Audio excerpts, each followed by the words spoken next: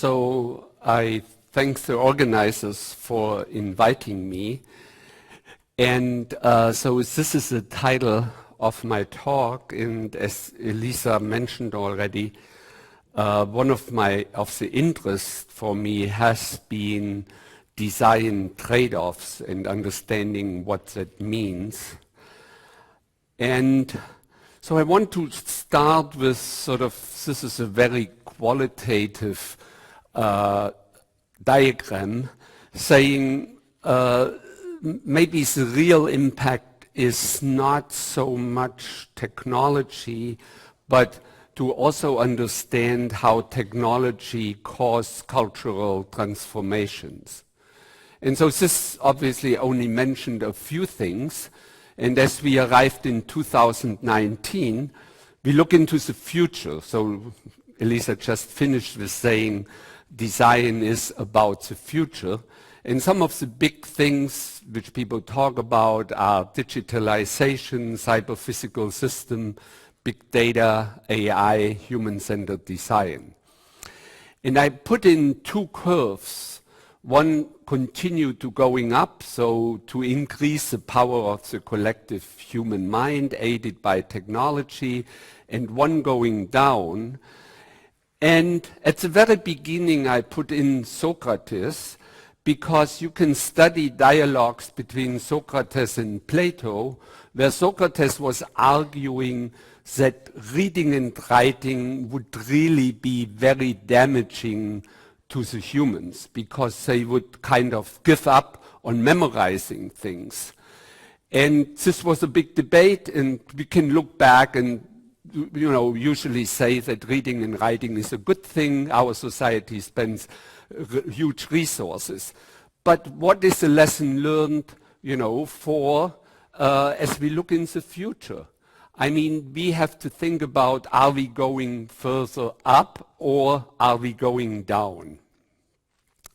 So the future of digitalization, as I said, I want to center it around design trade-offs and the consequences for a lot of what is talked here about quality of life, human responsibility, value-sensitive design, and human control. And I would argue a little bit that we should distinguish between AI approaches and what I labeled human-centered design. So I think being not the youngest person in this room anymore, what I must say annoyed me a little bit is the current hype about AI. You read, you open a newspaper and there's an article about AI. And some prophets, tell the world how wonderful the world will be based on AI. And so this is a history diagram of how AI developed. And I mean, when I was a student, AI was around in different forms, but some of the major ideas were already present at the time.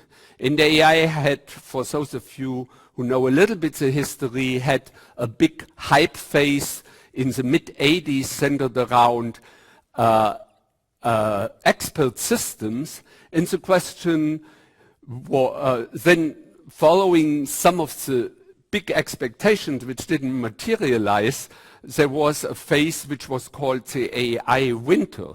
And an interesting question which you can reflect upon is, will the current hype again be followed by an AI winter? So what influenced me fundamentally in my own career is that I discovered this book in the early 1970s. It was published in 1963, and it was a collection of articles which is widely recognized being the foundation of AI. And all relevant AI work at this time fit into one book. So we can now contrast this with the history of human-centered design. Sometimes we call it intelligence augmentation and play with the reversed order of the abbreviation. Instead of AI, we say IA. And You may know some of these developments, but I think a big meeting which I attended numerous of is the computer-human interaction conferences. There are other developments like end-user development, empowering people to contribute their own thoughts and overcome closed systems. So in my own career, I lived through these phases. I spent some time trying to understand how these ideas would influence learning. I spent some time at Xerox PARC understanding human-computer interaction, where I think it's a fair statement to say the computers which you all have in front of us were really invented in the 80s at Xerox PARC and then made it to Apple. And I was then particularly interested in design, and this was represented that we had a center for 30 years at the University of Colorado with the title Center for Lifelong Learning and Design. So the background for some of my remarks is that we try to build systems ourselves, not commercial systems, but we labeled them inspirational prototypes, and I will show you one in 1 second. I have also been, but this more understanding these developments, collaborated with research labs on self-driving cars and mobility for all, one in Munich, one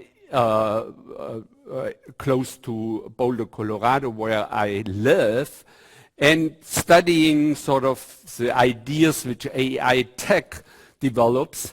I think all these activities excuse me, relate to understand the implications of meaningful human control for the science, design, and engineering of autonomous intelligent systems, and then to understand what meaningful human control might mean. So I just wanted to show you one system on which we have developed, on which we have worked for a long time. This was a system which we labeled the Envisionment and Discovery Collaboratory. What you see in the middle is a tabletop computing environment, and people can gather around this table. You bring different opinions to bear. There is a lot of intelligent system components underlying the system, where you can have simulations, you can have visualizations, you have a critiquing component, and it's linked with the vertical board in the background, which brings and locates relevant information to this question under investigation, which the people discuss. And we debated it for urban planning tasks. So now in this context of this system, I want to mention one aspect. What could it mean, meaningful human control? So just out of curiosity, who knows what Simcity is? So quite a few. So Simcity, is a nice game, and we closely work with urban planners on this project, and we ask ourselves, why were these systems not used in urban planning? And the primary reason for Simcity's limitation is that urban planning addresses open problems in real-world context. And Simcity represents a closed systems. It does not allow the introduction of elements that were not anticipated by the developers of SimCities. So one example to make this more specific, let's say you play with SimCity and you find out there is too much crime. So the solution which SimCity offers to you is increase the police force. This is the solution. But you do not have control, that you say, well, I may also not only fight crime, but prevent crimes. So I would like to explore what it would mean that I increase social services. There's no way that you can do. And what we tried to do with the system, the Envisionment and Discovery Collaboratory, to create a solution space where the people could transcend sort of the closeness of the given system and explore alternatives which they found interesting. So here I come sort of to the core concept, which is design trade-offs. So my claim is design is choice. It's an argumentative process with no optimal solutions. And I argue that design problems have no correct solutions or right answers. The rightness or wrongness of design is not a question of fact, like it is in the natural science. I mean, if I let some object drop, it will go down and will not go up. So there is a correct right solution. But it is a question of values and interest of the involved stakeholders. And my argument, which we explored, is that exploring and identifying design trade-offs is not an approach to limit progress, but to enhance progress by providing frameworks to move in a promising future in which all people can participate and benefit from them. So we studied a long list of different design trade-offs. I mean, the first one I will explore a little bit more. I think one which plays a role in other people's contribution is sort of studying mobility, where you have the one choice, more the AI-oriented choice of self-driving cars, whereas the human-centered design approach may direct and advance more driver assistance systems. So let me choose one example of saying what design trade-offs may do. It may help us to identify the real problem. So the example which I have chosen is on September 11th, 2001, there was a terrorist attack on World Trade Center and the Pentagon. And then people got together and said, well, how can we try to avoid that this will ever happen again? And the analysis of analyzing this problem was to hinder terrorists to enter the cockpit, and the consequence was to develop secure doors to the cockpit. And if you enter an airplane today, you will see that there are big mechanisms to secure the doors to the cockpit. And then what happened many years later, there was this German wing flight where a pilot, potentially, we don't know exactly the things, mentally disturbed, steered an airplane into a mountain in southern France, and 160 people died. And the solution, which was the original solution to the problem, how it was perceived, was that the secured cockpit doors exactly facilitated this issue. And now we kind of have to reconceptualize the problem by better understanding what happened. And so the problem now is also do not leave a single person in the cockpit. And the method is that we are driven by breakdowns. And I mean, some assumption is that we can anticipate such things earlier and do not have to wait that a major disaster like this happens. I think this is sort of a similar overview of saying what is the real problem? Is it, which is just a one node in this overall diagram, self-driving cars? Is that the real problem, or is it mobility for all? Or, I mean, I didn't develop this node at all, so reduce the need for it. Yesterday we discussed, I fly all the way from Colorado to the Netherlands. what would be the difference if I would have stayed there and the presentation would have given via video link? Flying has become a bad thing these days, so that would eliminate it. But then here are all these other kinds of aspects where we can analyze the design trade-offs. I mean, there are car-sharing models. I think with the current emphasis on self-driving cars, public transportation has taken a backseat. So this notion, how do we get to the real problem, I think can be facilitated by understanding design trade-offs.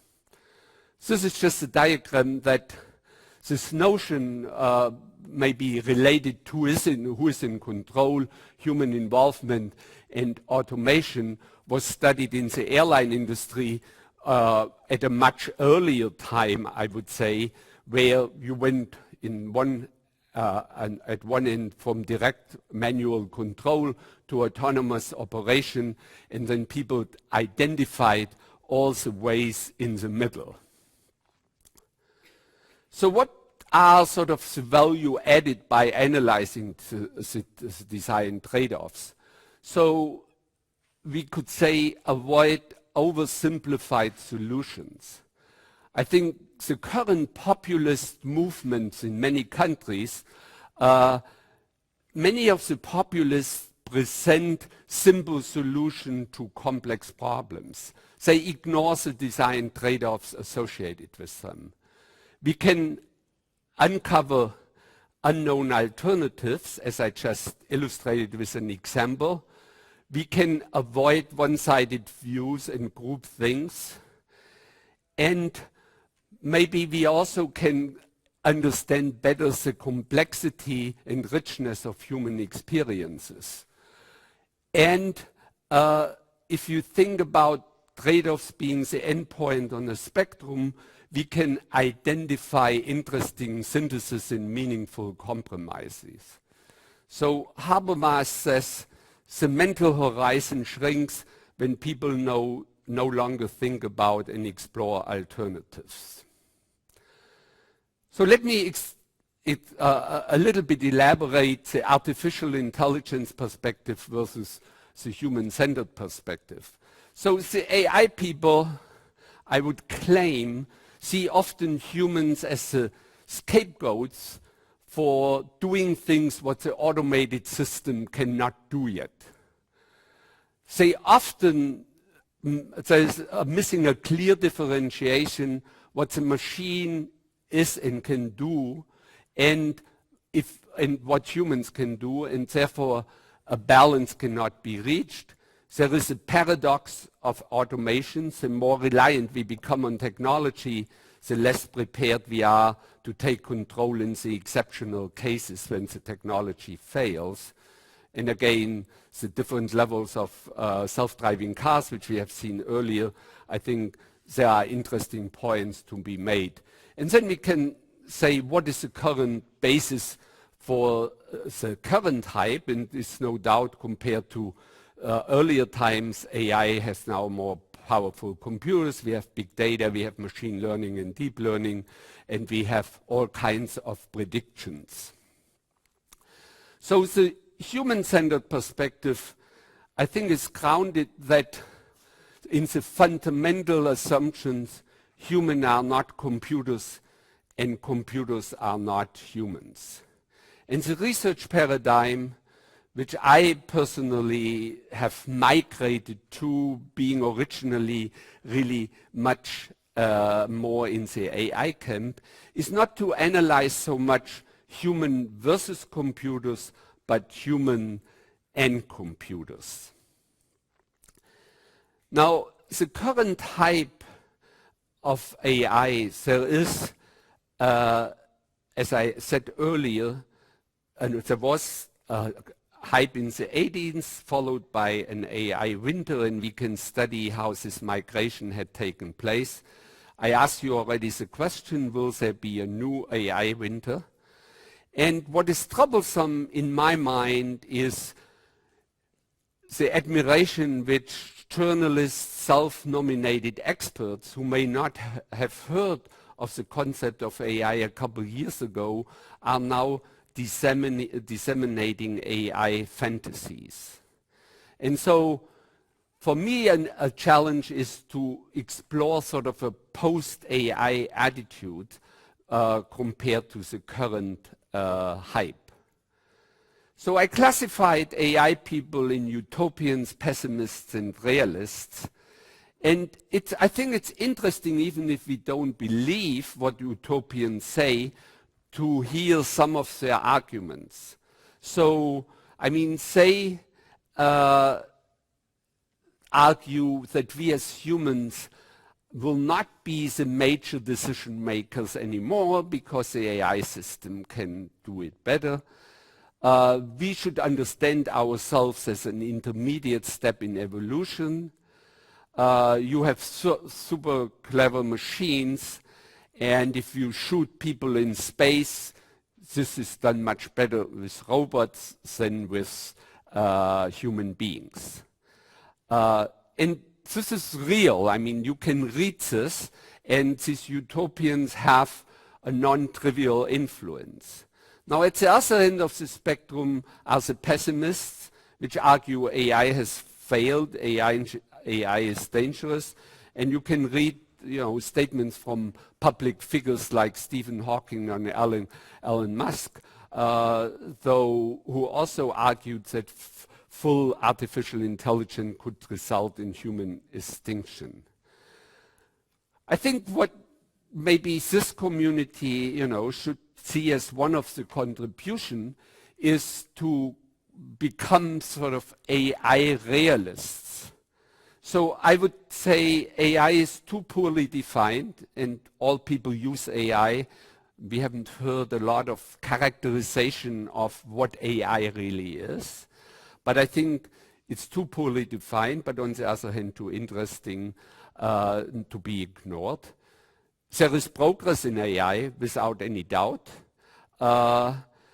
Another feature is that when first some of these interesting problems were tackled by AI research, but then they became better understood, then they merged into general computer science and are not AI labeled anymore.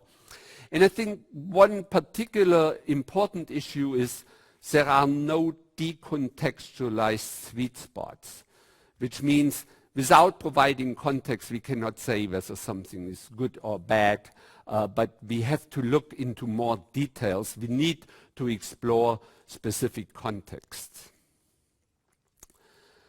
So this was already at the beginning, that the slide, that in some ways we do not only create technologies, but we creating new worlds. And we should ask us not only what computers can do, but what computers should do. So progress in science and technology is often characterized. There are things which we couldn't do, and now we can do it. So autonomous weapon system, nuclear technology, reproductive medicine, genetic engineering are disciplines maybe not so represented here. Here are some others. The blue ones are more closer to the topic of the symposium, and we can look at what the Chinese create with their social credit system, or what's worldwide pursued with self-driving cars. I think asking this question is not enough, so we should then also ask, should it be done? And nuclear energy is one interesting example where the Germans determined that they will get out of nuclear energy, whereas other nations are still building new nuclear reactors. And I think we can then cast the should it be done question on notions of quality of life, ethics, values, impact, choice, control, autonomy, and those are all associated with design trade-offs.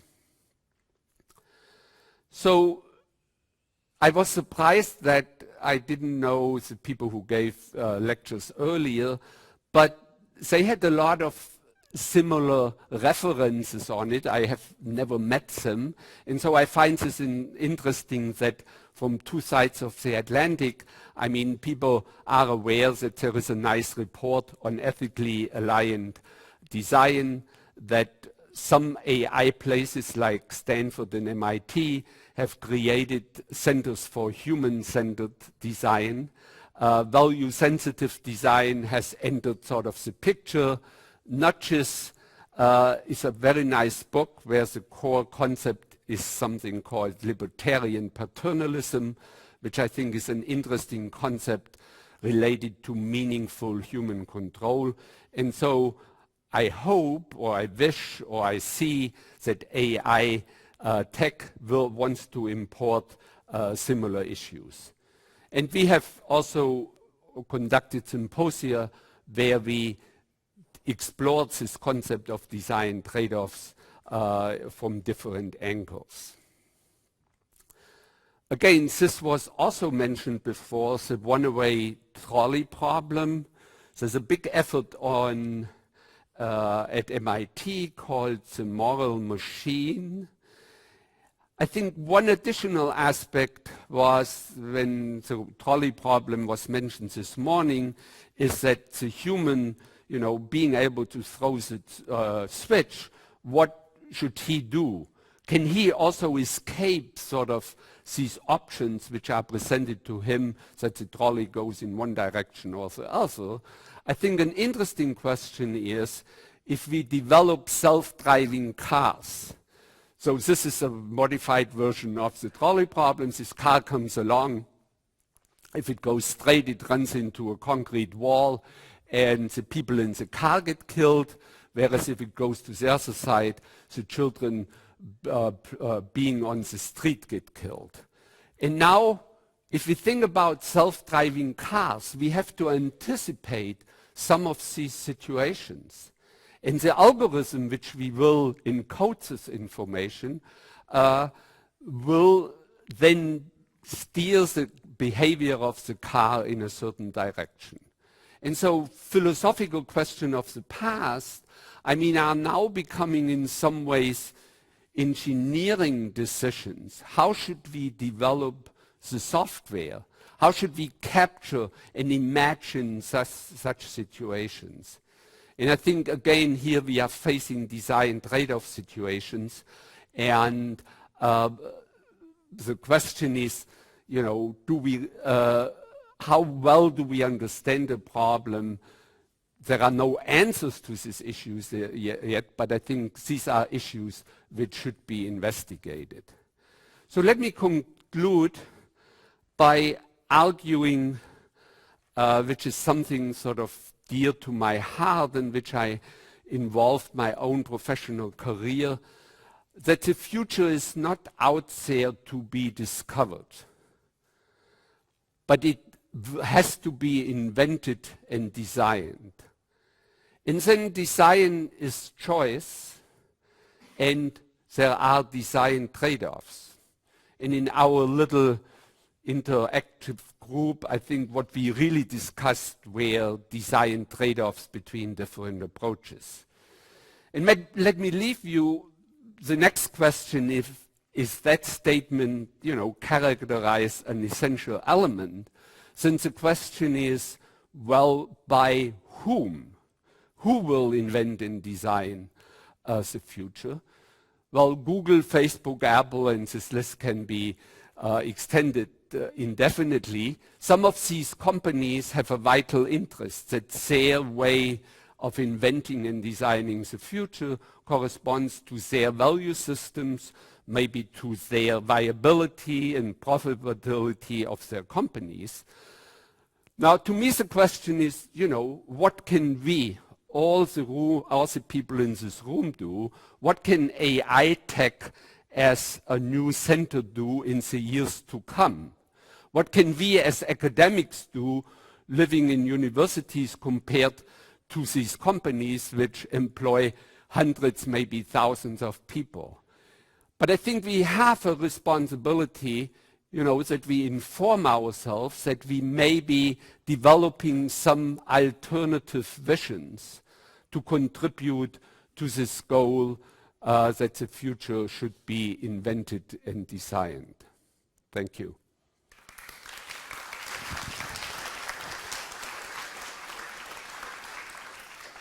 Thank you very much. We have time for a couple of questions, so I'd like to have the box. Thank you very much. Who would like to open the Q&A session?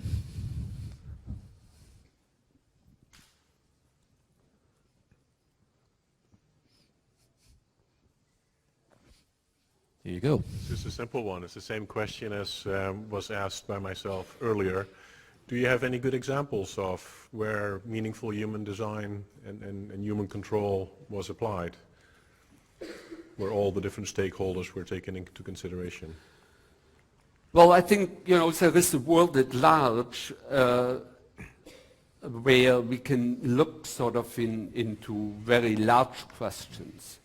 I tried to bring in this example where I feel we ourselves develop systems. So we do not only as the observer of the systems coming into the world, but trying to involve, trying to create inspirational prototypes. And the system was how much should urban environments be developed by a top-down process, so whatever the city council, the professional city planners determine the future of Delft, what it should be, what should be built, what should be allowed, what should not be allowed, versus that we wanted to involve all stakeholders. Mm-hmm. And in addition to what I said is that the artifact, the computational environment which we created was really an open world rather than a closed world, and I contrasted this with Simcity. Right. So that's maybe, urban planning is still a big design activity which we are confronted in many different ways, and there are many more issues, but I didn't want to spend too much time, where very controversial issues, lots of design trade-offs were debated. And our city, which is quite similar to Delft, there are really very different opinions in which direction our city should develop. So I would say this was an attempt to study meaningful human control. The next question is, I don't know how this is in Delft.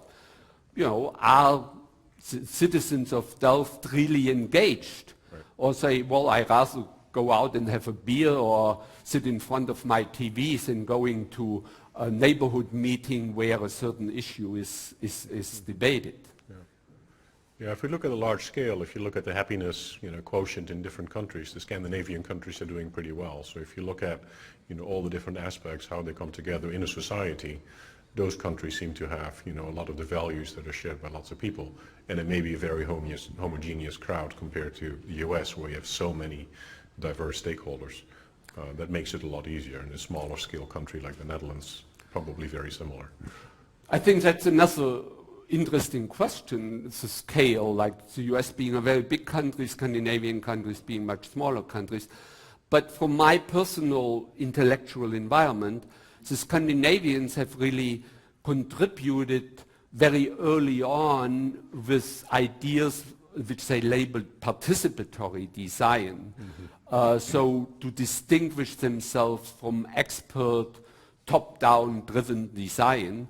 So they wanted to give more control to the people who were affected by automation, new ways of automating factories. So yeah, Scandinavia, I think, is an interesting area of the world where interesting ideas got developed. Mm-hmm. Thank you. Thank you, Professor, for your nice presentation. I have a question of human-centered concept. I don't know how should we understand the human-centered. For example, in our cognitive systems, does that mean that human beings should always dominate in the tasks? Well, maybe the one slogan which I had on my slides is humans versus computers versus human and computers. I think we should understand that a computer can multiply two numbers faster than we can. A computer can search databases better than we can. When I came to Delft, I had a car with a navigation system, and I relied on this to some extent because the different ways to get from somewhere in Germany to Delft, I mean, I could have studied it more, but because I had the navigation system, I tried to do it less. Let me give you one more example. I played tennis, and maybe some of you also played tennis. So in tennis today, whether a ball is in or out, there are line judges, there is a referee, but then if there is a debate that the ball is called out, but the player believes the ball is in, he can challenge the system or the judgment. And then a computer system is brought in, the Hawkeye system, and it shows whether the ball was in or out. And sometimes it's like half a fingernail in or out. And I would say, I believe that computers in these visual perceptions, when these balls are played with great speed, are better than we are. We have to test this as much as we can. But I think the control, the decision-making process, the ultimate decision maker in this case is a computer system. So whatever the referee says is overruled by the computer system. I think it depends. So for the intellectual intelligence, for example, for computing something, we can say computer is faster or maybe more accurate than human beings. But for some situations, like self-driving cars and the driver, so human drivers can be more experienced to deal with more complicated situations. So in this case... Yeah, without a doubt, but you asked me, if I understood your question correctly, whether in all cases humans are better than computers. And I think there are some elements, like computers can multiply two numbers faster than we can. And the tennis example is visual perception of us. Maybe computers have an advantage. And this I see humans and computers. What you ask is a very different question, because you ask, are there elements where humans should be in the center of all design consideration? And this was what my talk was all about, that I believe human-centered design approaches should put the human in the middle and not making it a scapegoat if you have an automated system like level 3, level 4 in self-driving cars, where the humans is brought in when the computer system cannot yet do the task. I think this is sort of the wrong design, global design outlook. Thank you. Thank you very much. Is there a final burning question? Just one. Can you try to throw? Yes, thanks. Thanks. So in the physical world, humans have quite a good idea of how potential engineering design and decisions impact their life.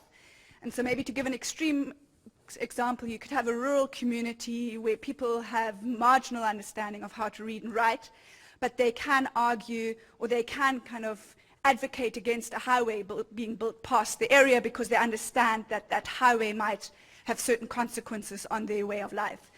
In the digital space or in the algorithmic space, it's often really poorly understood even what the systems do, let alone what impact they might have. So how does one start bridging that gap between designers and people, which in the physical world, again, people often have an appreciation of the consequence of the design, but in the digital world they might not? Yeah, I think this is a very legitimate argument that I feel historically the world was in the analog or the physical world. The pendulum was all over there because we didn't have the digital world. And then the pendulum, as it often the case, as the digital world came along, was swinging all in the other direction. Everything, you know, needed to be digital. And I mean, now there are some considerations of saying, after all, we are human beings. We live in a physical world, in an analog world, and should the pendulum swing back a little bit? So the question which we debated yesterday, you know, what is the difference in quality if this meeting would have been conducted in a virtual environment? So one issue is maybe I am the person who travels the furthest, so I could have stayed home, and I could have, instead of displaying the slides, I would be on the screen, and the slide would be in one corner. One could even go a step further. What's the purpose that you all come here, even if it's only a short trip? You all stay home and sit in front of your screen. And so what we really have to ask ourselves, what is the value of the analog and the physical world? And being interested in learning, you all know what MOOCs are. So for me, MOOCs were interesting, not that I personally wanted to teach a MOOC, but I wanted to understand the question, what is the value added by attending a physical, research-oriented university? And particularly in the US, where people pay $25,000 fees for attending a university, I think this is an interesting question. And if we cannot answer the question, what the value added is, then maybe we should really, you know, say, well, maybe MOOCs are really replacing universities. And if we continue to teach courses to 800 people, my personal opinion is that could be done by MOOCs because it will not be different, and we could instead save resources to create smaller, more discussion-oriented courses where, like this forum, we at least have the opportunity to discuss issues with each other. So yes, there are design trade-offs to operate in the physical world or to operate in the analog world.